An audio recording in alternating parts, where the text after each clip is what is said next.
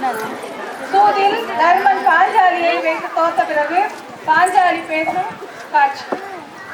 புவிதாங்கும் துருபதன் கண்ணி திரௌபதி நான் பல்ல சகனிக்கு மாப்பிழந்த நாயகர் தான் என்னை முன்னே கூறி இழந்தாரா?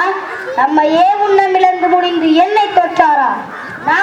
நாயகர் தான் நம்மை தோற்ற பின் என்னை நல்கும் உரிமை அவருக்கு இல்லை.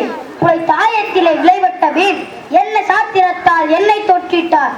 கௌரவ வேந்த சபைதனில் அறம் கண்டவர் யாவரும் இல்லையோ? பேரரசு செய்தால் பிணந்தின்னும் சாத்திரங்கள் மாயம் உணராத மன்னவரை சூதாட வற்புறுத்தி கேட்டதுதான் வஞ்சனையோ நேர்மையோ?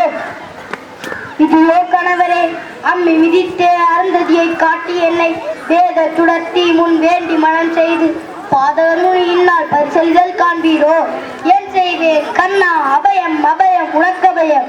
சக்கரம் ஏந்தின்றாய் கண்ணா, சாத்தம் என்றொரு வில்லை கரத்துடையா.